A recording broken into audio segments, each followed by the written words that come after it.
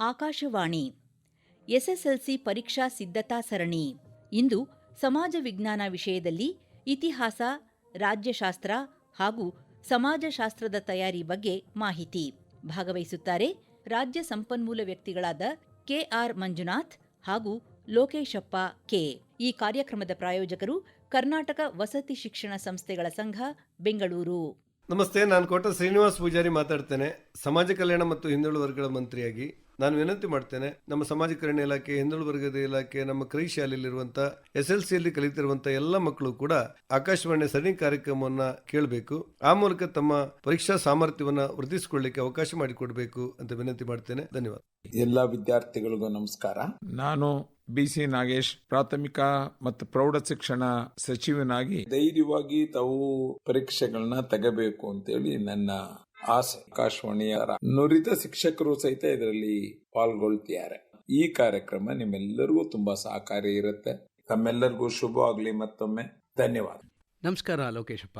ನಮಸ್ಕಾರ ಮಂಜುನಾಥ್ ಸರ್. ಇವತ್ತಿನ ದಿವಸ ನಾವು ಸಮಾಜ ವಿಜ್ಞಾನ ವಿಷಯಕ್ಕೆ ಸಂಬಂಧಪಟ್ಟಂತೆ ಈ ವರ್ಷದ SSLC ವಿದ್ಯಾರ್ಥಿಗಳಿಗೆ ಪರೀಕ್ಷೆ ಸಿದ್ಧತೆಯನ್ನು ಹೇಗೆ ಮಾಡ್ಕೋಬಹುದು, ಆ ಮಕ್ಕಳಿಗೆ ಹೇಗೆ ಸಹಾಯಕವಾಗಬಹುದು ಅನ್ನೋದ್ರ ಬಗ್ಗೆ ಒಂದು ಸ್ವಲ್ಪ ಮಾತಾಡೋಣವಾ? ಹೌದು ಸರ್.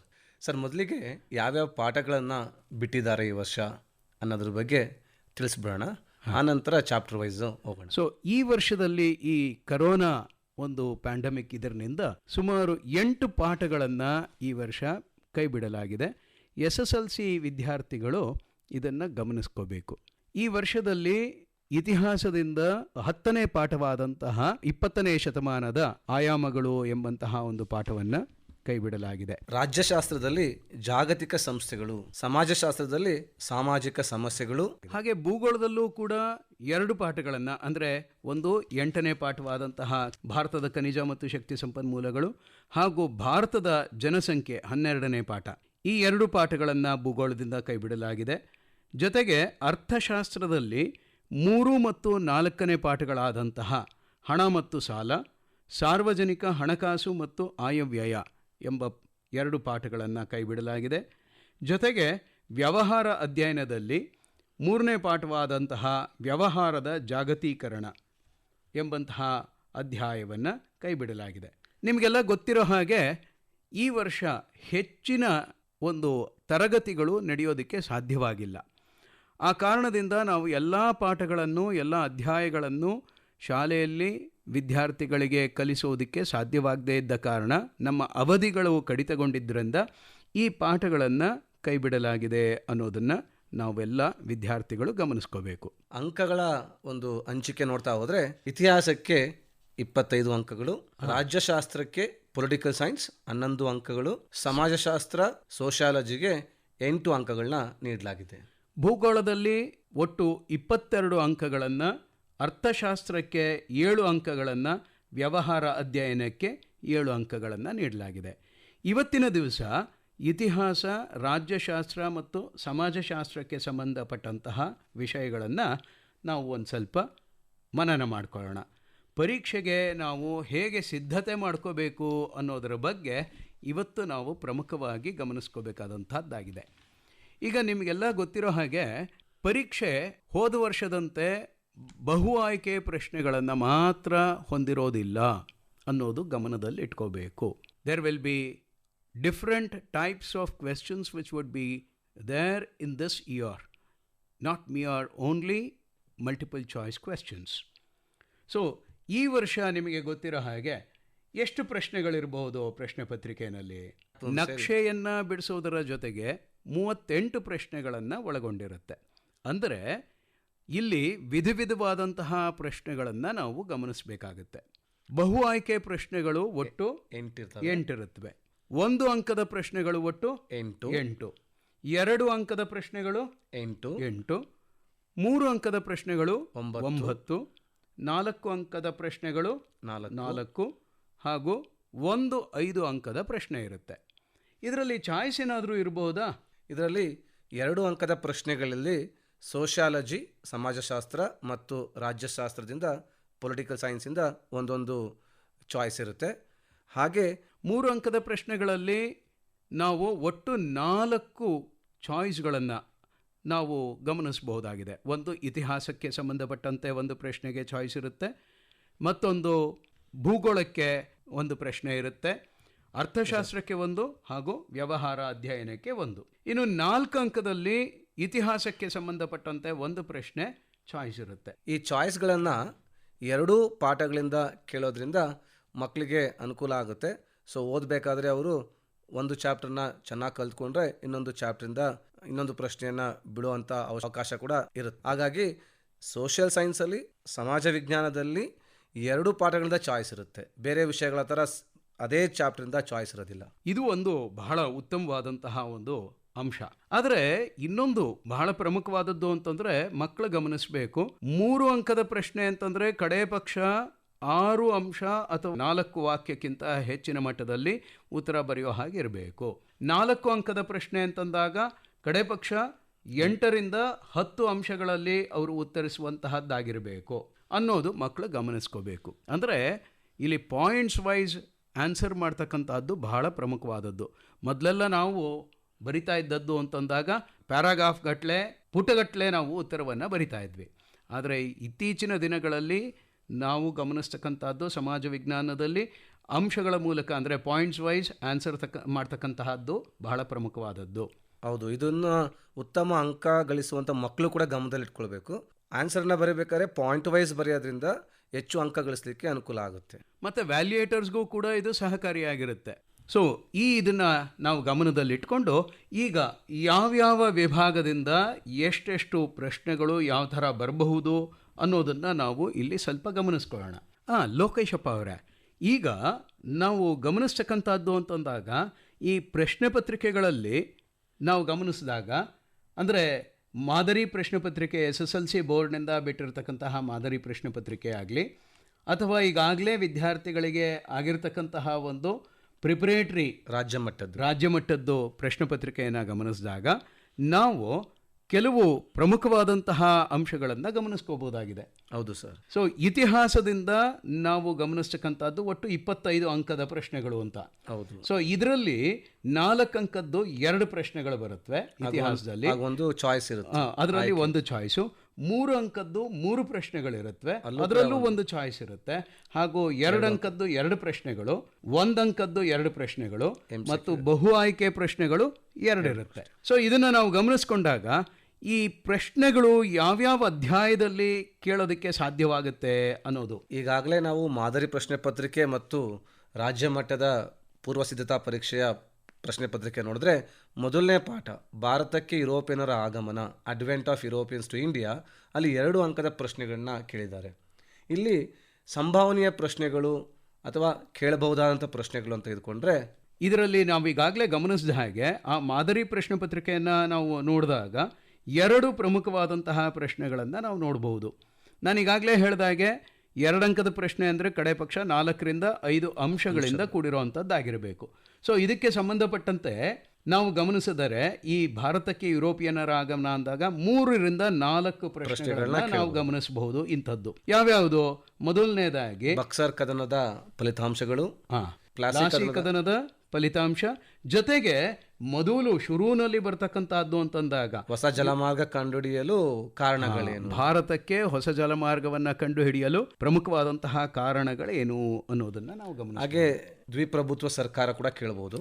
ಇದರಲ್ಲಿ ದ್ವಿಪ್ರಭುತ್ವ ಸರ್ಕಾರ ಅಂದರೆ ಡ್ಯುಯಲ್ ಗವರ್ನ್ಮೆಂಟ್ ಅನ್ನೋದ್ರ ಬಗ್ಗೆನೂ ಕೂಡ ಅದನ್ನು ವಿವರಿಸುವುದಕ್ಕೂ ಕೂಡ ಕೇಳಬಹುದು ಅನ್ನೋ ಹಾಗೆ ಅನಿಸುತ್ತೆ. ಹೌದು ಸರ್. ಸೊ ಹಾಗೆ 2ನೇ ಪಾಠಕ್ಕೆ ಹೋದರೆ ನಮಗೆ ಹಲವಾರು ಅಂಶಗಳನ್ನ ಗಮನಿಸಬಹುದಾಗಿದೆ.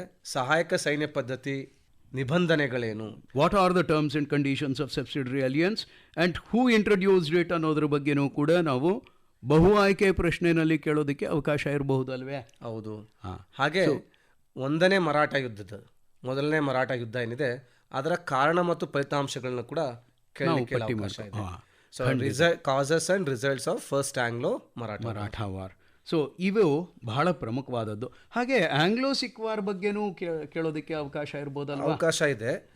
ಜೊತೆಗೆ ಇದರಲ್ಲಿರುವಂಥ ಫಿಲ್ ಇನ್ ದ ಬ್ಲಾಂಕ್ಸ್ ಕೂಡ ನೋಡಿಕೊಂಡ್ರು ಕೂಡ ಮಕ್ಕಳಿಗೆ ಅನುಕೂಲ ಆಗ್ಬೋದು. ಒಂದು ವಿದ್ಯಾರ್ಥಿಗಳೇ ಬಹಳ ಪ್ರಮುಖವಾದದ್ದು ಅಂತಂದಾಗ ಎಲ್ಲ ಪಾಠದ ಅಭ್ಯಾಸಗಳಲ್ಲಿ ಬರ್ತಕ್ಕಂತಹ ಪ್ರಶ್ನೆಗಳನ್ನು ನಾವು ಗಮನಿಸ್ಕೊಂಡು ಆ ಪ್ರಶ್ನೆಗಳಿಗೆ ಉತ್ತರ ಸಿದ್ಧ ಮಾಡಿಕೊಂಡ್ರೆ ಅದು ಕೂಡ ನಮಗೆ ಬಹಳ ಸಹಕಾರಿಯಾಗುತ್ತೆ. ಅದರಲ್ಲೂ ಈಗ ಈ ಕರೋನಾ ಒಂದು ಇದರಿಂದ ನಮಗೆ ಹೆಚ್ಚಿನ ಮಟ್ಟದಲ್ಲಿ ವಿವರಣೆ ಕೊಡೋದಕ್ಕೆ ಸಾಧ್ಯವಾಗದೇ ಇರೋದರಿಂದ ಈ ಒಂದು ಅಭ್ಯಾಸ ಪ್ರಶ್ನೆಗಳನ್ನು ನಾವು ಗಮನ ಇಟ್ಟರೆ ವಿದ್ಯಾರ್ಥಿಗಳು ಬಹಳ ಉಪಯುಕ್ತವಾಗುವಂತಹ ಒಂದು ಸಹಕಾರವಾದಂತಹ ಒಂದು ಅಂಶ ಆಗುತ್ತೆ ಇದರಲ್ಲಿ. ಇನ್ನು 3ನೇ ಪಾಠಕ್ಕೆ ಬಂದರೆ ಬ್ರಿಟಿಷ್ ಆಳ್ವಿಕೆಯ ಪರಿಣಾಮಗಳು ಅಥವಾ impact of British rule on India, ಈ 2 ಪತ್ರಿಕೆಗಳು ನೋಡಿದ್ರೆ ಅಲ್ಲಿ 3 ಅಂಕದ ಪ್ರಶ್ನೆಯನ್ನು ಕೇಳಲಾಗಿದೆ. ಈ ಪಾಠದಲ್ಲಿ ಹೆಚ್ಚಿನ ಮಟ್ಟದಲ್ಲಿ 3 ಅಂಕ ಮತ್ತು 4 ಅಂಕಕ್ಕೆ ಕೇಳುವಂತಹ ಅವಕಾಶಗಳು ಇದೆ. ಇದರಲ್ಲಿ ಅಂಶಗಳಲ್ಲೇ ವಿಷಯಗಳನ್ನು ವಿವರಿಸಿ ಕೊಟ್ಟಿರುವಂತಹದ್ದು ನಾವು ಕಂಡುಬರುತ್ತೆ. ಮೊದಲನೇದಾಗಿ ಬ್ರಿಟಿಷ್ ಕಂದಾಯ ನೀತಿಯ ಪರಿಣಾಮಗಳು ಅನ್ನೋದ್ರ ಬಗ್ಗೆ impact of British land revenue system, ಜೊತೆಗೆ ಇಂಪ್ಯಾಕ್ಟ್ ಆಫ್ ಬ್ರಿಟಿಷ್ ಎಜುಕೇಶನ್, ಶಿಕ್ಷಣ, ಭಾರತದಲ್ಲಿ ಆಂಗ್ಲ ಶಿಕ್ಷಣ ಪದ್ಧತಿ ಜಾರಿಗೆ ತಂದಿದ್ರಿಂದ ಆದಂತಹ ಪರಿಣಾಮಗಳ ಬಗ್ಗೆನೂ ಕೂಡ ಕೇಳೋ ಅವಕಾಶ ಇದೆ. ಬ್ರಿಟಿಷ್ ನ್ಯಾಯಾಂಗ ವ್ಯವಸ್ಥೆ, ಬ್ರಿಟಿಷ್ ನ್ಯಾಯಾಂಗ ವ್ಯವಸ್ಥೆಯದು ಕೂಡ, ಜುಡಿಷಿಯರಿ, ಜೊತೆಗೆ ಇಲ್ಲಿ ಹಲವಾರು ಸಂವಿಧಾನದ ಬೆಳವಣಿಗೆಗಳಿಗೆ ಸಂಬಂಧಪಟ್ಟಂತಹ ಕಾಯ್ದೆಗಳದ್ದು ಕೂಡ ಇದೆ. ಇವುಗಳನ್ನು ಕೂಡ ನಾವು ಒಂದೊಮ್ಮೆ ಗಮನಿಸಿದ್ರೆ ಉಪಯುಕ್ತವಾಗಬಹುದಾ? ಹೌದು ಸರ್, ಖಂಡಿತವಾಗಿ ಕೂಡ. ಹಾಗೆ ರೈತವಾರಿ ಪದ್ಧತಿ ಮತ್ತು ಜಮೀನ್ದಾರಿ ಪದ್ಧತಿಯ ಬಗ್ಗೆ ಕೂಡ ಲಕ್ಷಣಗಳನ್ನು, features of Ryotwari system, features of zamindari system ನೋಡಿಕೊಂಡ್ರು ಕೂಡ ಅನುಕೂಲ ಆಗುತ್ತೆ. ಜೊತೆಗೆ ಇನ್ನೊಂದೇನಪ್ಪ ಅಂತಂದ್ರೆ ಬಹಳ ಪ್ರಮುಖವಾದದ್ದು ಈ ಕಾಯ್ದೆಗಳು, ಹಲವಾರು ಕಾಯ್ದೆಗಳು ಇರೋದರಿಂದ ಇದರಲ್ಲಿ ಬಹಳಷ್ಟು ಅಂಶಗಳಿದೆ. ಆದರೆ ಎಲ್ಲ ಅಂಶಗಳನ್ನು ನೆನ್ಪಿಟ್ಕೊಳ್ಳೋದು ಬಹಳ ಕಷ್ಟ ಅಂತ ವಿದ್ಯಾರ್ಥಿಗಳಿಗೆ ಒಂದು ಭಾವನೆ. ಹಾಗಾಗಿ ಅವರು 6 ಅಂಶಗಳಿರುವಂಥ ಕಾಯ್ದೆಗಳನ್ನ ನೋಡಿಕೊಂಡ್ರೆ ಅನುಕೂಲ ಆಗ್ಬೋದು. 3 ಅಂಕಗಳ ಪ್ರಶ್ನೆ ಇರೋದ್ರಿಂದ ಹೆಚ್ಚಿನ ಮಟ್ಟದಲ್ಲಿ ಇದರಲ್ಲಿ ಕಂಡು ಬರ್ತಕ್ಕಂಥದ್ದು ಅಂತಂದಾಗ ನಾವು ಗಮನಿಸ್ತಕ್ಕಂಥದ್ದು 1909 ಕಾಯ್ದೆ, 1919 ಕಾಯ್ದೆ ಹಾಗೂ 1935 ಕಾಯ್ದೆಗಳ ಬಗ್ಗೆ ಬಹಳಷ್ಟು ಬಾರಿ ಹಿಂದಿನ ಪ್ರಶ್ನೆ ಪತ್ರಿಕೆಗಳಲ್ಲಿ ಪ್ರಶ್ನೆಗಳು ಬಂದಿವೆ. ಹಾಗಾಗಿ ಅದನ್ನು ನಾವು ಗಮನದಲ್ಲಿಟ್ಕೊಂಡ್ರೆ ಒಂದು ಸ್ವಲ್ಪ ಸಹಕಾರಿ ಆಗ್ಬೋದಲ್ವೇ? ಖಂಡಿತ ಖಂಡಿತ ಸರ್. ಅದರ ಮುಂದಿನ ಭಾಗವಾದಂತಹ opposition to British rule in Karnataka, ಕರ್ನಾಟಕದಲ್ಲಿ ಬ್ರಿಟಿಷ್ ಆಳ್ವಿಕೆಗೆ ಪ್ರತಿರೋಧಗಳು. ಸರ್, ಈ 4ನೇ ಅಧ್ಯಾಯ ಇದೆಯಲ್ಲ, ಕರ್ನಾಟಕದಲ್ಲಿ ಬ್ರಿಟಿಷ್ ಆಳ್ವಿಕೆಗೆ ಪ್ರತಿರೋಧಗಳು, opposition to British rule in Karnataka, ಯಾವುದಕ್ಕೆ ಪ್ರಿಪೇರ್ ಆಗ್ಬೋದು ಈ ಪಾಠದಲ್ಲಿ ಅಂತಂದಾಗ ನಾವು ಹಿಂದಿನ ಪ್ರಶ್ನೆ ಪತ್ರಿಕೆಗಳನ್ನು ನೋಡಿದಾಗ ಹೈದರಾಲಿ ಹೇಗೆ ಅಧಿಕಾರಕ್ಕೆ ಬಂದನು ಅನ್ನೋದು ಒಂದು ಪ್ರಶ್ನೆ ಇದೆ, 2 ಅಂಕದ್ದು. ಹಾಗೇನೆ ಟಿಪ್ಪು ಸುಲ್ತಾನಿಗೆ ಸಂಬಂಧಪಟ್ಟಂತಹದ್ದು ಅಂತಂದಾಗ 3ನೇ ಆಂಗ್ಲೋ ಮೈಸೂರು ಯುದ್ಧದ ಬಗ್ಗೆ ಒಂದು ಪ್ರಶ್ನೆ ಸಾಮಾನ್ಯವಾಗಿ ನಾವು ನೋಡ್ತಾನೆ ಇದ್ದೀವಿ ಹಳೆ ಪ್ರಶ್ನೆ ಪತ್ರಿಕೆಗಳಲ್ಲಿ. 3ನೇ ಆಂಗ್ಲೋ ಮೈಸೂರು ಯುದ್ಧದ ಪರಿಣಾಮಗಳೇನು ಅನ್ನೋದು ಸಾಮಾನ್ಯವಾಗಿ ಬರ್ತಕ್ಕಂತಹ ಪ್ರಶ್ನೆ ಆಗಿತ್ತು. ಸೊ ಈ ಸತಿ ಕೇಳ್ಬೋದು ಅಥವಾ ಕೇಳ್ದಿರೋ ಇರ್ಬೋದು, ಅದು ಬೇರೆ. ಆದರೆ ನಾವು ತಯಾರಿ ಮಾಡ್ಕೊಳ್ತಕ್ಕಂತಹದ್ದು ಬಹಳ ಪ್ರಮುಖವಾದದ್ದು. ಹಾಗೇನೆ 4ನೇ ಆಂಗ್ಲೋ ಮೈಸೂರು ಯುದ್ಧದ ಪರಿಣಾಮಗಳ ಬಗ್ಗೆನೂ ಕೂಡ ಪಟ್ಟಿ ಮಾಡಿಕೊಂಡ್ರೆ ಬಹಳ ಒಳ್ಳೆಯದು. ಇನ್ನು ಮತ್ತೊಂದು ಬಹಳ ಪ್ರಮುಖವಾದದ್ದು ಅಂತಂದಾಗ ಕರ್ನಾಟಕದಲ್ಲಿ ಪ್ರಮುಖ ದಂಗೆಗಳ ಬಗ್ಗೆ ಕೂಡ ನಾವು ಗಮನಿಸಬಹುದು. ಬ್ರಿಟಿಷರ ವಿರುದ್ಧ ನಡೆದಂತಹ ದಂಗೆಗಳು, ಅದರಲ್ಲಿ ದೊಂಡಿಭಾಗ, ಸ್ವಾಮಿ ಅಪರಂಪರ, ಹಾಗೆಯೇ ಕಿತ್ತೂರಿನಲ್ಲಿ ನಡೆದಂತಹ ಕಿತ್ತೂರು ರಾಣಿ ಚೆನ್ನಮ್ಮ ಮತ್ತು ಸಂಗೊಳ್ಳಿ ರಾಯಣ್ಣರ ಒಂದು ದಂಗೆಗಳನ್ನು ನಾವು ಗಮನಿಸ್ಬೋದು. ಇವನ್ನೆಲ್ಲ ಸಾಮಾನ್ಯವಾಗಿ ಕೇಳಿದರೆ 2 ಅಂಕದ ಪ್ರಶ್ನೆಗಳಲ್ಲಿ ಕೇಳೋದಕ್ಕೆ ಅವಕಾಶ ಇದೆ. ಒಮ್ಮೆ ಈಗ 2ನ್ನ ಸೇರಿಸಿ 3 ಅಂಕಕ್ಕೆ ಕೇಳಬಹುದು. ಉದಾಹರಣೆಗೆ ಕಿತ್ತೂರಿನ ಬಂಡಾಯವನ್ನು ತಗೊಂಡಾಗ ಕಿತ್ತೂರು ರಾಣಿ ಚೆನ್ನಮ್ಮ ಹಾಗೂ ಸಂಗೊಳ್ಳಿ ರಾಯಣ್ಣ ಇಬ್ಬರದನ್ನು ಸೇರಿಸಿದಾಗ 3 ಅಂಕಕ್ಕೆ ಆಗ್ಬೋದು. ಅಥವಾ ಪುಟ್ಟಬಸಪ್ಪನ ಬಗ್ಗೆ ತಗೊಂಡಾಗ ಕೊಡಗು 3 ಅಂಕಕ್ಕೆ ಆ ಪ್ರಶ್ನೆಗಳನ್ನು ನಾವು ಕೇಳೋದಕ್ಕೆ ಅವಕಾಶ ಇರಬಹುದು. ಇನ್ನು ಹಲಗಲಿ ಬೇಡರ ಬಗ್ಗೆ ಅಂತಂದಾಗ ಇದು ಸಾಮಾನ್ಯವಾಗಿ ಹಿಂದಿನ ವರ್ಷದಲ್ಲೂ ಬಂದಿದೆ, ಹಾಗೆಯೇ ನಾವು ಪ್ರಿಪ್ರೇಟ್ರಿನಲ್ಲೂ ಕೂಡ ಈ ಒಂದು ಪ್ರಶ್ನೆ ಬಂದಿದೆ. ನಾವು ಇದನ್ನು ಹೆಚ್ಚು ಗಮನ ಕೊಟ್ಟರೆ ಒಳ್ಳೆಯದು ಅಂತ ಅನಿಸುತ್ತೆ. ಇನ್ನು ಸಾಮಾಜಿಕ ಮತ್ತು ಧಾರ್ಮಿಕ ಸುಧಾರಣಾ ಚಳವಳಿಗೆ ಸಂಬಂಧಪಟ್ಟಂಥದ್ದು, ಇದರಲ್ಲಿ ಯಾವುದನ್ನು ನಾವು ಗಮನಿಸ್ಕೋಬೇಕು? ಇಲ್ಲೂ ಕೂಡ ನಾವು ಮಾದರಿ ಪ್ರಶ್ನೆ ಪತ್ರಿಕೆ ಮತ್ತು ಪೂರ್ವಸಿದ್ಧತಾ ಪ್ರಶ್ನೆ ಪತ್ರಿಕೆಯನ್ನು ನೋಡಿದ್ರೆ ಇಲ್ಲಿ ಬ್ರಹ್ಮ ಸಮಾಜದ ಬೋಧನೆಗಳು ಅಥವಾ ಪ್ರಮುಖ ಅಂಶಗಳು, ಆರ್ಯ ಸಮಾಜದ ಗುರಿಗಳು ಮತ್ತು ಉದ್ದೇಶಗಳು, ಏಮ್ಸ್ ಆ್ಯಂಡ್ ಆಬ್ಜೆಕ್ಟಿವ್ಸ್ ಆಫ್ ಆರ್ಯ ಸಮಾಜ, ಹಾಗೆ ರಾಮಕೃಷ್ಣ ಮಿಷನ್ ಬಗ್ಗೆ ರಾಮಕೃಷ್ಣ ಮಿಷನ್ನಿನ ಸ್ವಾಮಿ ವಿವೇಕಾನಂದರ ಸಾಮಾಜಿಕ ಸೇವೆಗಳು ಮತ್ತು ಇತ್ಯಾದಿಗಳಿಗೆ ಸಂಬಂಧಪಟ್ಟಂತಹದ್ದು ಕೂಡ ಪ್ರಶ್ನೆ ಕೇಳಬಹುದು. ಹಾಗೆ ಅನಿ ಬೆಸೆಂಟ್ ರವರು ಕಾಂಟ್ರಿಬ್ಯೂಷನ್ ಆಫ್ ಅನಿ ಬೆಸೆಂಟ್ ಅಥವಾ ಅನಿ ಬೆಸೆಂಟ್ ರವರ ಕೊಡುಗೆಗಳೇನು ಅನ್ನೋದ್ರ ಬಗ್ಗೆ ಕೂಡ ಇಲ್ಲಿ ಮಕ್ಕಳು ನೋಡ್ಕೊಳ್ಬೇಕಾಗುತ್ತೆ. ಹಾಗೆ ನಾರಾಯಣ ಗುರು ಬಗ್ಗೆ ಕೂಡ ನೋಡ್ಕೊಂಡ್ರೆ ಅನುಕೂಲ ಆಗಬಹುದು. ಇದರಲ್ಲಿ ಒಂದಂಕದ ಪ್ರಶ್ನೆಗಳನ್ನ ಕೇಳೋದಕ್ಕೆ ಅವಕಾಶ ಇದೆ ಅಲ್ವೇ? ಹೆಚ್ಚು ಅವಕಾಶ ಇದೆ. ಹಾಗಾಗಿ ಎಲ್ಲಾ ಸಮಾಜಗಳನ್ನ ಯಾರು ಸ್ಥಾಪನೆ ಮಾಡಿದ್ರು, ಏತಕ್ಕಾಗಿ ಸ್ಥಾಪನೆ ಮಾಡಿದ್ರು ಅಂತ ನೋಡ್ಕೊಂಡ್ರೆ ಅನುಕೂಲ ಆಗುತ್ತೆ. ಒಂದು ಪಟ್ಟಿ ಮಾಡ್ಕೊಂಡ್ಬಿಟ್ರೆ ಅಂದ್ರೆ ಯಾರ್ಯಾರು ಯಾವ ಸಮಾಜದ ಸ್ಥಾಪಕರು ಅನ್ನೋದನ್ನ, ಸಮಾಜಗಳು ಮತ್ತು ಅದರ ಸ್ಥಾಪಕರ ಒಂದು ಪಟ್ಟಿ ಮಾಡ್ಕೊಂಡ್ರೆ ಒಂದಂಕದಕ್ಕೆ ಬಹಳ ಪ್ರಮುಖವಾದದ್ದು ಅಂತ ಅನ್ಸುತ್ತೆ. ಹೌದು. ಇನ್ನು ಮುಂದೆ 1857 ಕ್ರಾಂತಿ, ಪ್ರಥಮ ಸ್ವಾತಂತ್ರ್ಯ ಸಂಗ್ರಾಮಕ್ಕೆ ಸಂಬಂಧಪಟ್ಟಂತಹ ಒಂದು ಪಾಠ. ಇದರಲ್ಲಿ ಸಾಮಾನ್ಯವಾಗಿ ನಾವು ಗಮನಿಸೋದು ಅಂತಂದ್ರೆ 3 ಮತ್ತು 4 ಅಂಕಕ್ಕೆ ಕೇಳುವಂತಹ ಅವಕಾಶಗಳು ಹೆಚ್ಚಾಗಿದೆ ಅನ್ಸುತ್ತೆ. ಸೊ ಇದರಲ್ಲಿ 3 ಮತ್ತು 4 ಅಂಕದ್ದು ಅಂತಂದಾಗ 4 ಪ್ರಶ್ನೆಗಳನ್ನು ನಾವು ಸಿದ್ಧ ಮಾಡ್ಕೊಳ್ಳೋದಕ್ಕೆ ಬಹಳ ಪ್ರಮುಖವಾದದ್ದು. ಉದಾಹರಣೆಗೆ ಒಟ್ಟು ಎಲ್ಲ ಕಾರಣಗಳನ್ನು ನಾವು ಗಮನಿಸ್ಕೊಳ್ಳೋ ಹಾಗೆ ಒಂದು ಪ್ರಶ್ನೆ ನೋಡಬಹುದು. ಪ್ರಥಮ ಸ್ವಾತಂತ್ರ್ಯ ಸಂಗ್ರಾಮಕ್ಕೆ ಪ್ರಮುಖ ಕಾರಣಗಳು ಯಾವುವು ವಿವರಿಸಿ ಅಂತಲೂ ಕೇಳಬಹುದು. ಅಥವಾ ಯಾವುದಾದ್ರೂ 2 ಕಾರಣಗಳನ್ನು ಸಂಪೂರ್ಣ ವಿವರಿಸುವುದಕ್ಕೆ ಕೇಳಬಹುದು. ಅವರೇ ಕೊಟ್ಬಿಡ್ತಾರೆ ಅಂತ ಅನ್ಸುತ್ತೆ 2 ಕಾರಣಗಳನ್ನು ಯಾವುದಾದ್ರೂ ಸಾಮಾನ್ಯವಾಗಿ. ಸೊ ಹಿಂದಿನ ಪ್ರಶ್ನೆ ಪತ್ರಿಕೆಗಳನ್ನು ನಾವು ಗಮನಿಸಿದಾಗ ಅಂದರೆ 2019, 2018 ಇತ್ಯಾದಿ ಆ ಪ್ರಶ್ನೆ ಪತ್ರಿಕೆಗಳನ್ನು ನೋಡಿದಾಗ ನಾವು ಅದರಲ್ಲಿ ಗಮನಿಸ್ತಕ್ಕಂಥದ್ದು ಅಂತಂದಾಗ ರಾಜಕೀಯ ಕಾರಣಗಳು ಮತ್ತು ಆರ್ಥಿಕ ಕಾರಣಗಳು ಹಾಗೂ ರಾಜಕೀಯ ಕಾರಣಗಳು ಮತ್ತು ಆಡಳಿತಾತ್ಮಕ ಕಾರಣಗಳ ಬಗ್ಗೆ ಪ್ರಶ್ನೆ ಸಾಕಷ್ಟು ಬಾರಿ ಬಂದಿದೆ. ಹಾಗೆ ಕಾಸಸ್ ಫಾರ್ ಫೇಲ್ಯೂರ್, ಕ್ರಾಂತಿಯ ವಿಫಲತೆಗೆ ಕಾರಣಗಳು ಕೂಡ. ಕ್ರಾಂತಿಯ ವಿಫಲತೆಗೆ ಕಾರಣಗಳು ಕೂಡ ಕೇಳಬಹುದು. ಹಾಗೆ ಕ್ರಾಂತಿಯ ಪರಿಣಾಮಗಳನ್ನು ಕೂಡ ಕೇಳಬಹುದು. ಆದರೆ ವಿದ್ಯಾರ್ಥಿಗಳು ಒಂದು ಗಮನದಲ್ಲಿ ಇಟ್ಕೋಬೇಕು, ಈ ಪ್ರಥಮ ಸ್ವಾತಂತ್ರ್ಯ ಸಂಗ್ರಾಮ ಅಂತಂದ್ರೂ ಅದನ್ನೇ ತಿಳಿಸುತ್ತೆ, 1857 ಮಹಾದಂಗೆ ಅಂತಂದ್ರೂ ಕೂಡ ಅದೇನೆ, ಹಾಗೆ ಸಿಪಾಯಿಗಳ ದಂಗೆ ಅಂತಂದ್ರೂ ಕೂಡ ಒಂದೇ ವಿಷಯ ಅನ್ನೋದನ್ನು ಗಮನಿಸ್ಕೋಬೇಕಾದ್ದು ಬಹಳ ಪ್ರಮುಖವಾದದ್ದು. ಇನ್ನು ಮುಂದಿನ ಪಾಠ ಯಾವುದು ಅಂದರೆ, ಚಾಪ್ಟರ್ ಯಾವುದು ಅಂದರೆ ಸ್ವಾತಂತ್ರ್ಯ ಹೋರಾಟ. ಈ ಸ್ವಾತಂತ್ರ್ಯ ಹೋರಾಟದಲ್ಲಿ 4 ಅಂಕದ ಪ್ರಶ್ನೆಗಳಿಗೇನಾದರೂ ಪ್ರಿಪೇರ್ ಆಗೋ ಅವಶ್ಯಕತೆ ಇದೆಯಾ? ಖಂಡಿತವಾಗಿಯೂ. ಯಾಕೆ ಅಂತಂದರೆ ಇದರಲ್ಲಿ 2 ಪ್ರಮುಖವಾದಂತಹ ವಿಷಯಗಳು, ಹಂತಗಳನ್ನು ನಾವು ಗಮನಿಸ್ತೇವೆ ಅಲ್ವೇ? ಹೌದು. ಒಂದು ಮಂದಗಾಮಿಗಳು, ಇನ್ನೊಂದು role of moderates in freedom struggle, radicals ತೀವ್ರವಾದಿಗಳ ಬಗ್ಗೆ. ಹಾಗೆ ಕ್ರಾಂತಿಕಾರಿಗಳದ್ದು ಒಂದು ಭಾಗ ಇದರಲ್ಲಿ ಕಂಡು ಬರುತ್ತೆ ಅಂತ ಅನ್ಸುತ್ತೆ. ಸೊ ಇದು ಮಕ್ಳಿಗೆ ತುಂಬ ಸುಲಭ ಅನ್ಸುತ್ತೆ. ಈ 3 ಪ್ರಶ್ನೆಗಳನ್ನ ಕಲ್ತ್ಕೊಂಡ್ಬಿಟ್ರೆ ಅವರಿಗೆ 4 ಅಂಕಗಳು ಬಂದ್ಬಿಡುತ್ತೆ. ಅಂದರೆ ಸ್ವಾತಂತ್ರ್ಯ ಹೋರಾಟದಲ್ಲಿ ಮಂದಗಾಮಿಗಳ ಪಾತ್ರವೇನು ಅನ್ನೋದನ್ನು ಅಥವಾ ಅದರ ಬಗ್ಗೆ ವಿವರಿಸಿ ಅಂತ ಪ್ರಶ್ನೆ ಬರಬಹುದು. ಅಥವಾ ಭಾರತದ ಸ್ವಾತಂತ್ರ್ಯ ಹೋರಾಟದಲ್ಲಿ ತೀವ್ರವಾದಿಗಳ ಪಾತ್ರವನ್ನು ವಿವರಿಸಿ ಅಂತ. ಈ ತೀವ್ರವಾದಿಗಳ ಬದಲಾಗಿ ತಿಲಕರ ಬಗ್ಗೆನೂ ಕೇಳ್ಬೋದಲ್ವಾ? ತಿಲಕರ ಪಾತ್ರ. ಸೊ ತೀವ್ರವಾದಿಗಳು ಅಂತಂದ್ರೂ ನಾವು ಅದನ್ನೇ ವಿವರಣೆ ಕೊಡ್ತೇವೆ. ಹಾಗೆ ಬಾಲಗಂಗಾಧರ ತಿಲಕರವರ ಪಾತ್ರ ಅಂತ ಕೇಳಿದಾಗಲೂ ಕೂಡ ಅದೇ ವಿವರಣೆ ಕೊಡ್ತೇವೆ.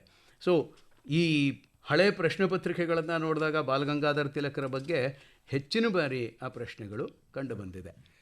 ಇನ್ನು ಮುಂದೆ ಗಾಂಧಿಯುಗ ಮತ್ತು ರಾಷ್ಟ್ರೀಯ ಹೋರಾಟ, era of Gandhi and national movements, ಇದು ತುಂಬ ಇಂಪಾರ್ಟೆಂಟ್ ಚಾಪ್ಟರ್ ಅನ್ಸುತ್ತೆ. 4 ಮಾರ್ಕ್ಸ್ ಅಥವಾ 3 ಮಾರ್ಕ್ಸ್. ಹೌದು. ಈ ಪಾಠದಲ್ಲಿ ಸುಮಾರು ನಮಗೆ 5 ರಿಂದ 6 ಪ್ರಶ್ನೆಗಳನ್ನು ಗಮನಿಸ್ಕೋಬಹುದು.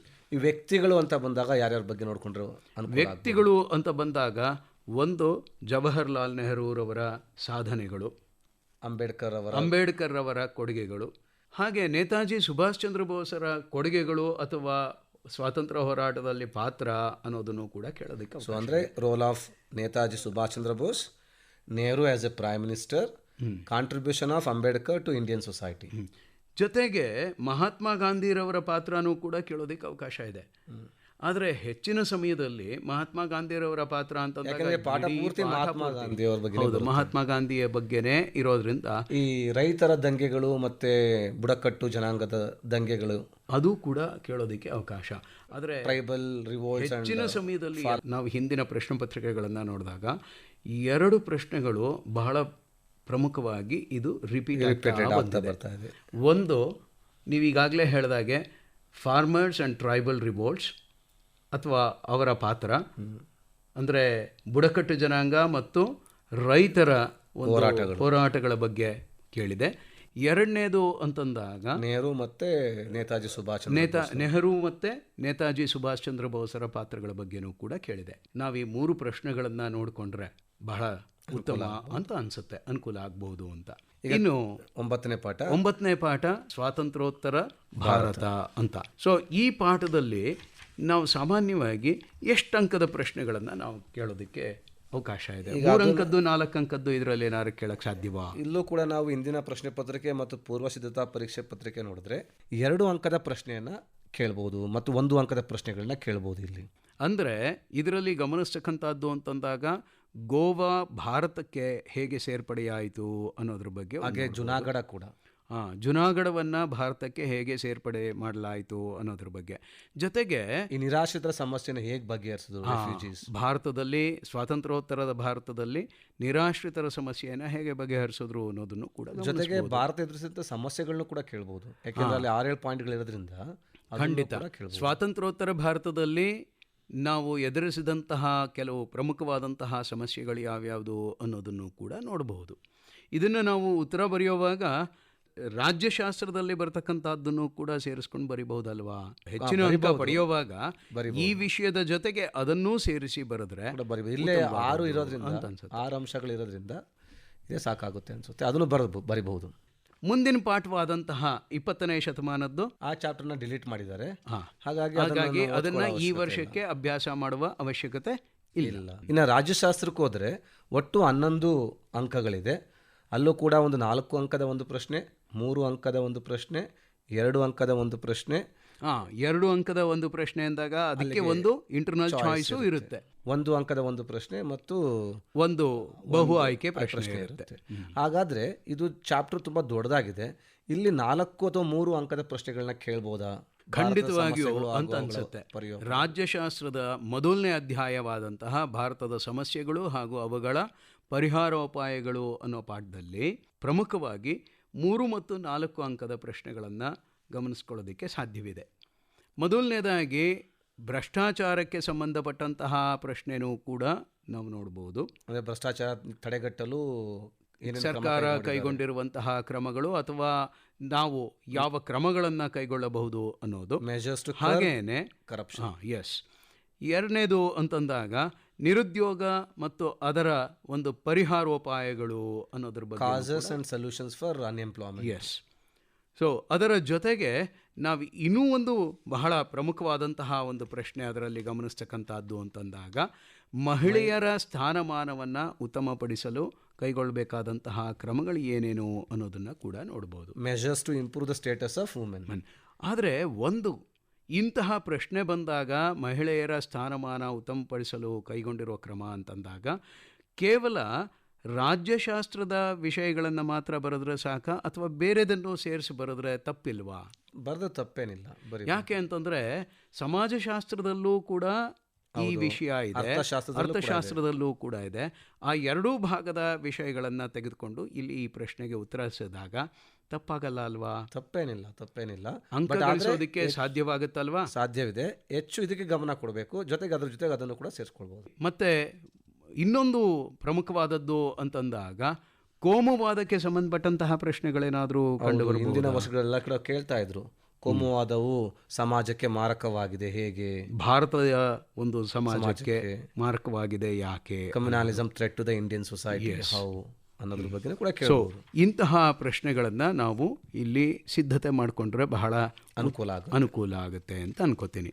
ಇನ್ನು ವಿದೇಶಾಂಗ ನೀತಿ, ಭಾರತದ ವಿದೇಶಾಂಗ ನೀತಿ ಕೂಡ 2 ಅಂಕ ಮತ್ತು 3 ಅಂಕದ ಪ್ರಶ್ನೆಗಳನ್ನ ಕೇಳ್ಬೋದು. ಯಾಕೆಂದರೆ ಸಾಕಷ್ಟು ಅಂಶಗಳಿದೆ ಇಲ್ಲಿ. ಇಂದಿನ ವರ್ಷಗಳಲ್ಲೂ ಕೂಡ 3 ಅಂಕದ ಪ್ರಶ್ನೆಗಳನ್ನ 2 ಅಂಕದ ಪ್ರಶ್ನೆಗಳನ್ನ ಕೇಳಿದ್ದಾರೆ. ಯಾವ್ಯಾವ ಏರಿಯಾವನ್ನು ಕಾನ್ಸಂಟ್ರೇಟ್ ಮಾಡಬೇಕಾಗುತ್ತೆ ಇಲ್ಲಿ ನಾವು ಗಮನಿಸ್ತಕ್ಕಂಥದ್ದು ಅಂತಂದಾಗ ನಿಮಗೆ ಈ ಪಾಠ ನೋಡಿದಾಗಲೇ ಅಲ್ಲಿ ಅಂಶಗಳಿಂದ ಕೂಡಿರುವಂತಹ ವಿವರಣೆಗಳನ್ನು ನಾವು ನೋಡ್ತೇವೆ. ಒಂದು, ಭಾರತದ ವಿದೇಶಾಂಗ ನೀತಿಯ ಪ್ರಮುಖ ಉದ್ದೇಶಗಳೇನು ಅನ್ನೋದನ್ನ, ಗುರಿಗಳು ಮತ್ತು ಉದ್ದೇಶಗಳು 2 ಒಂದೇ ತಾನೆ, ಏಮ್ಸ್ ಅಂಡ್ ಆಬ್ಜೆಕ್ಟಿವ್. ಹೌದು. ಇಲ್ಲಿ ಇಂಗ್ಲಿಷ್ನಲ್ಲಿ ಆಂಗ್ಲ ಭಾಷೆಯಲ್ಲಿ ಗುರಿಗಳು ಅಂತ ಕೊಟ್ಟಿದ್ದಾರೆ, ಏಮ್ಸ್ ಅಂತ ಕೊಟ್ಟಿದ್ದಾರೆ. ಅಂದರೆ ಏಮ್ಸ್ ಅಂತ, what are the aims of Indian foreign policy ಅಂತ. ಕನ್ನಡದಲ್ಲಿ ಉದ್ದೇಶಗಳು ಅಂತ ಕೊಟ್ಟಿದ್ದಾರೆ, ದಟ್ ಈಸ್ ಆಬ್ಜೆಕ್ಟಿವ್ಸ್. ಹಾಗಾಗಿ ಎರಡು ಒಂದೇ ಅನ್ನೋದ್ರ ಬಗ್ಗೆ ವಿದ್ಯಾರ್ಥಿಗಳು ಕನ್ಫ್ಯೂಸ್ ಮಾಡ್ಕೊಳ್ದಿರಾನೆ ಈ ಎರಡನ್ನೂ ಕೂಡ ಗಮನಿಸ್ಕೊಂಡ್ರೆ ಒಳ್ಳೆಯದು. ಇಲ್ಲಿ 5 ಅಂಶಗಳಿಂದ ಕೂಡಿರೋದ್ರಿಂದ ಇದನ್ನು ನಾವು ಸಾಮಾನ್ಯವಾಗಿ 2 ಅಂಕದ ಪ್ರಶ್ನೆಗೋ ಅಥವಾ 3 ಅಂಕದಕ್ಕೋ ಕೇಳೋದಕ್ಕೆ ಅವಕಾಶ ಇದೆ. ಲಾಸ್ಟ್ನೇ 5ನೇ ಪಾಯಿಂಟ್ ಅನ್ನ 2 ಪಾಯಿಂಟ್ ಆಗಿ ಬರಿಬೋದು ಕೂಡ. ವಿಶ್ವಶಾಂತಿ ಅಂತ ಒಂದು ಬರಿಬೋದು, ಸಹಬಾಳ್ವೆ ಅಂತ ಒಂದು ಬರಿಬೋದು, ಓಕೆ, ಪೀಸ್ಫುಲ್ ಕೋ ಎಕ್ಸಿಸ್ಟೆನ್ಸ್ ಅಂತ 2 ವರ್ಡ್ಗಳಿದೆ, ಅದನ್ನ 3 ಕೇಳ್ಬೋದು. ರೈಟ್. ಹಾಗೆ ಇಲ್ಲಿ ವಿದೇಶಾಂಗ ನೀತಿಯನ್ನು ರಚಿಸುವಾಗ ಪ್ರಭಾವ ಬೀರುವಂಥ ಅಂಶಗಳಾವು, the factors that influence foreign policy ಅಂತಲೂ ಕೂಡ ಕೇಳ್ಬೋದು. ಇಂಡಿಯನ್ ಕೇಳಿದ್ದಾರೆ ಅದನ್ನು ಕೂಡ ಕೇಳ್ಬೋದು. ಹಾಗೆ ಭಾರತದ ವಿದೇಶಾಂಗ ನೀತಿಯ ಮೂಲಭೂತ ಅಂಶಗಳು, basic aspects of Indian foreign ಪಾಲಿಸಿನೂ ಕೇಳ್ಬೋದು.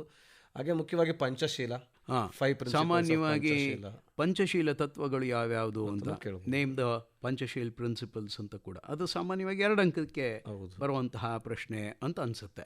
ಇನ್ನು ಇದರ ಮುಂದಿನ ಒಂದು ಭಾಗ ಅಂತಂದಾಗ ಅನ್ಯ ರಾಷ್ಟ್ರಗಳೊಂದಿಗೆ ಭಾರತದ ಸಂಬಂಧ. ಇಲ್ಲಿ 4 ರಾಷ್ಟ್ರಗಳ ಸಂಬಂಧವನ್ನು ಕೊಟ್ಟಿದ್ದಾರೆ. 4 ರಾಷ್ಟ್ರಗಳ ಸಂಬಂಧ ಅವಶ್ಯಕತೆ ಇದೆಯಾ? ಇವತ್ತಿನ ಒಂದು ಪರಿಸ್ಥಿತಿ ತಗೊಂಡಾಗ ಭಾರತ ಮತ್ತು ಪಾಕಿಸ್ತಾನದ ಒಂದು ಸಂಬಂಧ ಅಂತಹ ಹೇಳ್ಕೊಳ್ಳುವಂತಹ ಮಟ್ಟದಲ್ಲಿ ಇಲ್ಲ. ಹಾಗಾಗಿ ಬೇಡ ಅನಿಸುತ್ತೆ ಅಲ್ವಾ ಅದನ್ನು. ಯಾಕೆಂದರೆ ಅದು ಒಂಥರ ಯಾವುದೋ ಸಮಸ್ಯೆಯನ್ನು ಕ್ರಿಯೇಟ್ ಮಾಡ್ಬೋದು, ಮಕ್ಕಳಲ್ಲಿ ಒಂದು ದ್ವಂದ್ವವನ್ನು ಉಂಟು ಮಾಡುವಂತಹ ಒಂದು ಭಾವನೆ ಬಗ್ಗೆ ಅನ್ನೋದು ಇದೆ. ಹಾಗೇನೆ ಭಾರತ ಮತ್ತು ಚೀನಾ ಸಂಬಂಧ ಅಂತಂದಾಗಲೂ ಕೂಡ ಏರುಪೇರುಗಳು ಜಾಸ್ತಿ ಇದೆ. ಆದರೆ ಇದನ್ನ ಹಾಗೆ ನಾವು ಕೇಳೋದಕ್ಕೆ ಅವಕಾಶಗಳು ಹೆಚ್ಚಾಗಿರೋದ್ರಿಂದ, ಅಲ್ಲಿ ಅಂಶಗಳು ಹೆಚ್ಚಾಗಿರೋದ್ರಿಂದ ಅದನ್ನು ನಾವು ಗಮನದಲ್ಲಿಟ್ಕೊಂಡ್ರೆ ಒಳ್ಳೆಯದು. ಅಂದ್ರೆ ನಿಮ್ಮ ಪ್ರಕಾರ ಭಾರತ ಮತ್ತು ಚೀನಾ, ಭಾರತ ಮತ್ತು ರಷ್ಯಾ, ಭಾರತ ಮತ್ತು ಅಮೆರಿಕ, ಈ 3 ಕಡೆಗೆ ಸಂಬಂಧ ಇದನ್ನ ಗಮನ ಇಟ್ಟರೆ ಅನುಕೂಲ ಆಗಬಹುದು. ಈ ಲಿಸ್ಟ್ ಮಾಡ್ಕೊಂಡ್ಬಿಟ್ರೆ, ಇಂತಿಂತಹ ಪಾಠಗಳು ಅಂತ ಲಿಸ್ಟ್ ಮಾಡ್ಕೊಂಡ್ಬಿಟ್ರೆ ಈ ಪ್ರಶ್ನೆಗಳು ಅಂತ, ಅದಕ್ಕೆ ಒಂದು ಪಾಠದಲ್ಲಿ ಕಡೆ ಪಕ್ಷ 2 ರಿಂದ 3 ಪ್ರಶ್ನೆಗಳು ಬಂದೇ ಬರುತ್ತೆ. ಆ 3 ಪ್ರಶ್ನೆಗಳಿಗೆ ನಾವು ಸಿದ್ಧ ಮಾಡಿಕೊಂಡ್ರೆ ಬಹಳಷ್ಟು ಮಟ್ಟದಲ್ಲಿ ನಾವು ವಿದ್ಯಾರ್ಥಿಗಳು ಹೆಚ್ಚಿನ ಅಂಕ ಗಳಿಸೋದಕ್ಕೆ ಸಾಧ್ಯವಾಗುತ್ತೆ. ಇನ್ನು 4ನೇ ಪಾಠ ಜಾಗತಿಕ ಸಮಸ್ಯೆಗಳು ಹಾಗೂ ಭಾರತದ ಪಾತ್ರ, global problems and India's role. ಇಲ್ಲಿ ಈ ಪ್ರಶ್ನೆ ಪತ್ರಿಕೆಗಳನ್ನ ಗಮನಿಸಿದಾಗ 2 ಅಂಕದ ಪ್ರಶ್ನೆ ಮತ್ತು 1 ಅಂಕದ ಪ್ರಶ್ನೆಗಳು ಬಂದಿದೆ. ಹೆಚ್ಚಿನ ಮಟ್ಟದಲ್ಲಿ ಬಂದಿರೋದೆಲ್ಲ 1 ಅಂಕದ್ದು ಅಥವಾ 2 ಅಂಕದ್ದು. ಇದರಲ್ಲಿ 3 ಅಂಕದ್ದು 4 ಅಂಕದ್ದು ಪ್ರಶ್ನೆ ಕೇಳೋದಕ್ಕೆ ಸಾಧ್ಯವೇ ಇಲ್ಲ. ಪಾಠ ಕೂಡ ತುಂಬ ಚಿಕ್ಕದಾಗಿದೆ, ಒಂದೇ 1 ಪುಟ ಅಥವಾ 2 ಪುಟದಲ್ಲಿ ಇರತಕ್ಕಂಥದ್ದಾದ್ರಿಂದ ಹೆಚ್ಚಿನ ಮಟ್ಟದಲ್ಲಿ ಇದಕ್ಕೆ ಪ್ರಶ್ನೆಗಳನ್ನ ಕೇಳೋದಕ್ಕೆ ಅವಕಾಶ ಕಡಿಮೆ. ವಿಶ್ವ ಎದುರಿಸಿದ ಸಮಸ್ಯೆಗಳನ್ನು ನೋಡಿಕೊಂಡ್ರೆ ಅನುಕೂಲ ಆಗ್ಬೋದಾ? ಖಂಡಿತ. ವಿಶ್ವ ಎದುರಿಸಿದಂತಹ ಸಮಸ್ಯೆಗಳನ್ನು ನೋಡಿಕೊಂಡ್ರೂ ಆಗುತ್ತೆ. ಜೊತೆಗೆ ರಕ್ಷಣೆ, ಕೆಲವೊಂದು ಭಾರತ ದೇಶದಲ್ಲಿ ಹೇಗೆ ಮಾನವ ಹಕ್ಕುಗಳ ರಕ್ಷಣೆ ಆಗಿದೆ, ಜೊತೆಗೆ ಶಸ್ತ್ರಾಸ್ತ್ರ ಪೈಪೋಟಿ ಏಕೆ ಬೇಕು ಅನ್ನೋದನ್ನ ನಾವು ಇವಾಗ ಗಮನಿಸ್ಕೋಬಹುದು. ನಿಶಸ್ತ್ರೀಕರಣ ಯಾಕೆ ಬೇಕು ಅಂತ, ಆರ್ಥಿಕ ಅಸಮಾನ ತೊಡೆದು ಹಾಕಲು ಕೈಗೊಂಡಿರುವ ಕ್ರಮಗಳಾವು. ಇಲ್ಲಿ ನಾವು ಗಮನಿಸೋದು ಅಂತಂದ್ರೆ ಅಭ್ಯಾಸಗಳಲ್ಲಿ ಕಂಡು ಬರ್ತಕ್ಕಂಥ ಕೆಲವು ಪ್ರಶ್ನೆಗಳನ್ನ ನಾವು ನೋಡಿಕೊಂಡ್ರೆ ಈ ಪಾಠದಲ್ಲಿ ಬಹಳಷ್ಟು ಉಪಯೋಗ ಆಗುತ್ತೆ ಅಂತ ಅನ್ಸುತ್ತೆ. ಇನ್ನು ಸೋಷಾಲಜಿಗೆ ಹೋದ್ರೆ, ಸಮಾಜಶಾಸ್ತ್ರದಲ್ಲಿ ಸಂಬಂಧಪಟ್ಟಂತೆ ಅಂತಂದಾಗ ಇದರಲ್ಲಿ ಕೇವಲ 8 ಅಂಕ, 3 ಪಾಠಗಳಿರೋದ್ರಿಂದ ಈ 3 ಪಾಠಗಳಲ್ಲಿ ನಾವು ಗಮನ ಹರಿಸತಕ್ಕಂಥದ್ದು. ಮೊದಲನೇ ಪಾಠ ಸಾಮಾನ್ಯವಾಗಿ ಪ್ರತಿ ವರ್ಷ ಅಂದರೆ ಈ ಟೆಕ್ಸ್ಟ್ ಬುಕ್ ಬಂದಾಗ್ಲಿಂದಲೂ ಕೂಡ ಒಂದು ಪ್ರಶ್ನೆ ಸಾಮಾನ್ಯವಾಗಿ ರಿಪೀಟ್ ಆಗ್ತಾ ಇದೆ. ಕಾರಣ ಏನಪ್ಪ ಅಂತಂದರೆ ಆ ಪಾಠದಲ್ಲಿ ನಮಗೆ ಆ ಪ್ರಶ್ನೆ ಬಿಟ್ಟು ಬೇರೆ ಏನೂ ಪ್ರಶ್ನೆ ಕೇಳೋದಕ್ಕೆ ಅವಕಾಶನೇ ಇಲ್ಲ ಅನ್ನೋ ಹಾಗೆ ಕಂಡು ಬರುತ್ತೆ. ಜೊತೆಗೆ ಇನ್ನೊಂದೇನಂತಂದರೆ ಇದು ಪ್ರಚಲಿತ ಸಮಾಜದ ಒಂದು ಸ್ಥಿತಿಗತಿಗಳನ್ನು ಸೂಚಿಸ್ತಕ್ಕಂಥದ್ದಾದ್ರಿಂದ ಈ ಪ್ರಶ್ನೆ ಬಹಳಷ್ಟು ಬಳಕೆಯಲ್ಲಿ ಬರ್ತಾ ಇದೆ. ಅದು ಅಸ್ಪೃಶ್ಯತೆಯನ್ನು ತೊಡೆದು ಹಾಕಲು ಸರ್ಕಾರ ಕೈಗೊಂಡಿರುವ ಕಾನೂನಾತ್ಮಕ ಕ್ರಮಗಳು ಯಾವುವು? ಅಥವಾ ಪ್ರಶ್ನೆಯನ್ನು ಸ್ವಲ್ಪ ತಿರುಗಿಸಿ ಕೇಳುವುದರಲ್ಲೂ ಕೂಡ legal measures to eradicate untouchability, ಆದರೆ ಉತ್ತರ ಮಾತ್ರ ಒಂದೇ ಆಗಿರುತ್ತೆ. ಈ ಸಾಮಾಜಿಕ ಸರವಿನ್ಯಾಸದ ಲಕ್ಷಣಗಳನ್ನ ವಿವರಿಸಿ ಅನ್ನೋದನ್ನ ಕೇಳ್ಬೋದಾ? ಕೇಳೋದಕ್ಕೂ ಅವಕಾಶ ಇದೆ. ಅದರಲ್ಲಿ ಲಕ್ಷಣಗಳು ಯಾವುವು ಅಂತಲೂ 2 ಅಂಕಕ್ಕೆ ಕೇಳಬಹುದು, 3 ಅಂಕಕ್ಕೆ ಎಕ್ಸ್ಪ್ಲೈನ್ ಅಂತ ಕೇಳ್ಬೋದು.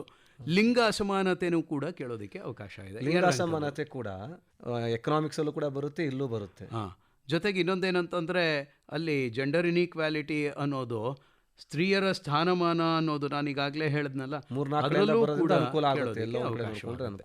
ದುಡಿಮೆಗೆ ಬಂದರೆ ಇತ್ತೀಚಿನ ಪ್ರಶ್ನೆ ಪತ್ರಿಕೆಗಳು ನೋಡಿದ್ರೆ 1 ಅಂಕದ ಪ್ರಶ್ನೆ, 2 ಅಂಕದ ಪ್ರಶ್ನೆಗಳನ್ನ ಕೇಳಿದ್ದಾರೆ. ಇದರಲ್ಲಿ ಇದರಲ್ಲಿ ಬಹಳ ಒಂದು ಉಪಯುಕ್ತವಾದದ್ದು ಅಂತಂದರೆ ವಿದ್ಯಾರ್ಥಿಗಳು 2 ಭಾಗ ಮಾಡಿಕೊಂಡು ಒಂದು ಕಡೆ ಸಂಘಟಿತ ಮತ್ತು ಇನ್ನೊಂದು ಕಡೆ ಅಸಂಘಟಿತ ದುಡಿಮೆಗಾರರ ಅಥವಾ ಕಾರ್ಮಿಕರ ಒಂದು ಲಕ್ಷಣಗಳನ್ನು ಪಟ್ಟಿ ಮಾಡ್ಕೊಂಡ್ಬಿಟ್ರೆ ಮತ್ತು ಅವರ ಸಮಸ್ಯೆಗಳನ್ನು ಪಟ್ಟಿ ಮಾಡ್ಕೊಂಡ್ಬಿಟ್ರೆ ಯಾವುದೇ ಪ್ರಶ್ನೆ ಕೇಳಿದ್ರು ಈ ಪಾಠದಲ್ಲಿ ಅದಕ್ಕೆ ಉತ್ತರಿಸೋದಕ್ಕೆ ಸಾಧ್ಯವಾಗುತ್ತೆ. ನೆಕ್ಸ್ಟ್ ಬರೋಂಥದ್ದು ಸಾಮಾಜಿಕ ಚಳುವಳಿಗಳನ್ನು ಒಂದು ಕಡೆ ಎಲ್ಲ ಚಳುವಳಿಗಳನ್ನು ಕೂಡ ಪಟ್ಟಿ ಮಾಡ್ಕೊಂಡ್ಬಿಟ್ರೆ ವಿದ್ಯಾರ್ಥಿಗಳು ಹಾಗೂ ಏಕೆ ಆರಂಭ ಮಾಡಿದ್ರು, ಅದರಿಂದ ಏನಾಯ್ತು ಅನ್ನೋದ್ರ ಬಗ್ಗೆ ತಿಳ್ಕೊಂಡ್ರು ಕೂಡ ಅನುಕೂಲ. ಅದರ ಒಂದು ನಾಯಕತ್ವ ವಹಿಸಿದ್ದ ಯಾರು ಅನ್ನೋದನ್ನು ಕೂಡ ಒಂದು ಪಟ್ಟಿ ಮಾಡಿಕೊಂಡ್ರೆ ಬಹಳಷ್ಟು ಉಪಯೋಗ ಆಗುತ್ತೆ ಅಂತ ಅನ್ಕೋತೇನೆ. ಮಾಬ್ ವೈಲೆನ್ಸ್ ಬಗ್ಗೆ ಡಿಫ್ರೆನ್ಸಸ್ ಏನಾದರೂ ಕೇಳ್ಬೋದಾ? ಆದರೆ ದೊಂಬಿ ಅನ್ನೋದ್ರ ಬಗ್ಗೆ, ಗಲಭೆ ಅನ್ನೋದ್ರ ಬಗ್ಗೆ, ಇವುಗಳ ಬಗ್ಗೆ ಅವರು ಒಂದೊಂದು ಅಂಕದ ಪ್ರಶ್ನೆಗಳು ಸಾಮಾನ್ಯವಾಗಿ ಈ ಒಂದು ಪಾಠದಿಂದ ನಾವು ಗಮನಿಸ್ಕೋ. ಹಾಗೆ ಅಂಬೇಡ್ಕರ್ ಬಗ್ಗೆ ಇಲ್ಲೂ ಕೊಟ್ಟಿದ್ದಾರೆ ಮತ್ತು ಅಲ್ಲೂ ಕೊಟ್ಟಿದ್ದಾರೆ. ಅಂಬೇಡ್ಕರ್ ಬಗ್ಗೆ ಗಮನ ಹರಿಸಿದ್ರೆ ಏನಾದರೂ ಉಪಯೋಗ ಆಗ್ಬೋದಾ? ಆಗಬಹುದು. ಇದರಲ್ಲಿ ಈಗಾಗಲೇ ನಾವು ಇತಿಹಾಸದ 8ನೇ ಪಾಠದಲ್ಲಿ ಅಂಬೇಡ್ಕರ್ ಅವರ ಕೊಡುಗೆಗಳು ಅನ್ನೋದ್ರ ಬಗ್ಗೆ ಅಭ್ಯಾಸ ಮಾಡಿರ್ತಾರವಲ್ಲ, ಅದರ ಕಡೆ ಗಮನ ಕೊಟ್ಟರು ಕೂಡ ಸಹಕಾರಿಯಾಗುತ್ತೆ. ಜೊತೆಗೆ fill in the blanks, exercise questions ನೋಡಿಕೊಂಡ್ರೆ ಅನುಕೂಲ ಆಗುತ್ತೆ.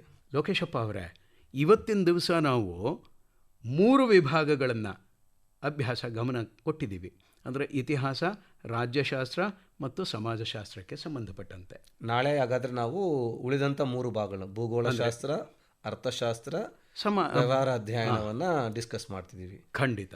ಸೊ ನೀವು ಯಾವುದಾದ್ರೂ ವಿದ್ಯಾರ್ಥಿಗಳಿಗೆ ಇನ್ನೊಂದು ಸಮಸ್ಯೆ ಏನಾದರೂ ಬಂದರೆ, ಅದರ ಬಗ್ಗೆ ಏನಾದರೂ ಅನುಮಾನಗಳಿದ್ದರೆ ಅದರ ಬಗ್ಗೆ ನೀವೇನಾದರೂ ಪರಿಹಾರ ಮಾಡೋದಕ್ಕೆ ಅವಕಾಶ ಇದೆಯಾ? ಅದಕ್ಕೋಸ್ಕರ ನಮ್ಮ ಫೋನ್ ನಂಬರ್ ಕೋಟ್ ಮಾಡಲಿಕ್ಕೆ ಅವಕಾಶ ಕಲ್ಪಿಸ್ಕೊಡ್ಬೋದು. ಈಗ ವಿದ್ಯಾರ್ಥಿಗಳಿಗೇನಾದರೂ ಅಂತಹ ಒಂದು ಸಮಸ್ಯೆ ಇದ್ದಲ್ಲಿ ಯಾವ ತರಹ ಉತ್ತರಿಸಬೇಕು ಅನ್ನೋದೇನಾದರೂ ಪ್ರಶ್ನೆ ಬಂದರೆ ಅಥವಾ ಯಾವುದಾದ್ರೂ ಭಾಗದಲ್ಲಿ ಅರ್ಥವಾಗಿಲ್ಲದೆ ಇದ್ದರೆ ಅದನ್ನು ವಿವರಿಸೋದಕ್ಕೆ ನಾವು ಈ ಒಂದು ದೂರವಾಣಿ ಕರೆ ಸಂಖ್ಯೆಯನ್ನು ಕೊಡ್ತೇವೆ. ಇದಕ್ಕೆ ನೀವು ಕರೆ ಮಾಡಬಹುದು. ಆದರೆ ನೆನಪಿಡಿ, ಈ ಪ್ರಶ್ನೆ ಬರುತ್ತಾ ಅಂತ ಕೇಳಬೇಡಿ ದಯವಿಟ್ಟು. ಈ ಪ್ರಶ್ನೆಗೆ ಹೇಗೆ ಉತ್ತರಿಸಬಹುದು ಅಂತ ಕೇಳಿದ್ರೆ ಖಂಡಿತವಾಗೂ ಸಹಕಾರ ಕೊಡುತ್ತೇವೆ.